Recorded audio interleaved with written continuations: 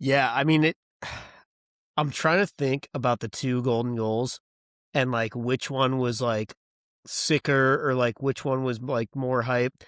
I might have to give it to the women. I The agree. way that play went in, the pass from all the way behind your own net during the like recognize the Canadian change happening, making that pass. The dangle was fucking insane, and then also just her route back to the bench Yes. was so sick too, like around the net, and then you're just coming straight back.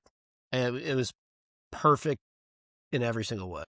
No, it's such a great play. I think both setups on the golden goals too aren't going to get talked about enough. Of course, is that that's how it always is. But I think if Heisey's pass is off by a little bit, Keller doesn't try and make that move and doesn't try and go in and pull that move on Debian. So just an unreal play there by both of them. Great heads up play and just great awareness the whole time. I mean, 3-on-3 overtime for a gold medal is just about the most stressed out I've ever been in my entire life. Like, sat through a Stanley Cup final, like with the clock counting down, even 2018 when the clock in the arena goes out against the Golden Knights and the Caps. Insane. And like, you're just waiting for the bullshit to happen. It's just, it's one of those things that you'll never forget where you were or what you were doing when you watched that game. And, I remember thinking about that when we got the U.S.-Canada matchup for the gold medal game. I was like, okay, we're getting at least one of the two dream matchups here. This, I think, it definitely more so on the women's side. Like, you kind of figured that one was coming just with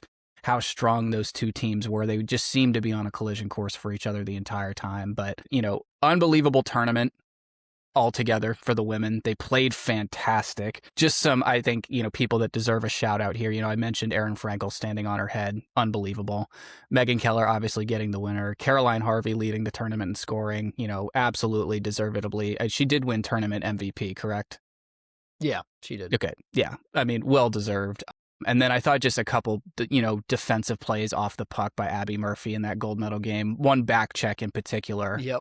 The one I'm talking about, to shut down the quasi breakaway, and just in one of the cleanest defensive plays I've ever seen. I don't want to hear hook. I don't want to hear trip. I don't want to hear slash. She did everything she could possibly do without taking a penalty. Exactly. Like, I mean, that's a textbook youth hockey coach, like, video teaching moment for sure. Like, everything she did in that play was stick right. on stick, body on body. Perfect. Absolutely nails of just a human being too. Yeah. Like, just was an absolute staple gun the entire game, running into people, running people over. I love how much like firepower she plays with, and just like getting in people's face and like not being afraid to like kind of stir the pot a little bit. It's awesome. Yeah, it's fantastic. Going back to what I was saying a little bit earlier about, experience versus youth here, the Canadian team, none of their players were in college. The American team had 7 women in college. And I think that just shows not only what's to come for USA Hockey, but what this group has going right now.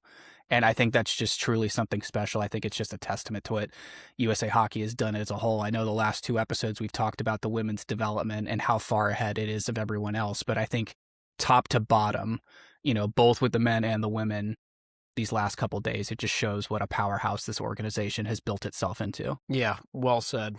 Without a doubt, the future is very bright. Yeah. If you had to pick a favorite moment from the women's tournament, does anyone stand out to you? Is it hard to top the golden goal? It's probably got to be the golden goal. I mean, a lot. Yeah, I mean, all those other games, just seeing us walk everybody was awesome. But the way we responded to the adversity and tying that game, honestly, I might even pick the Hillary Knight tying goal. Like, that was so hype. The way I felt when that went in, like, I was so fired up.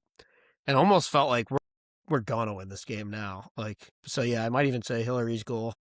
That one, it's just, in the way they won gold, it's like with her setting the record. I mean, you could not have written a and then script. they told her and she was like, oh shit, really?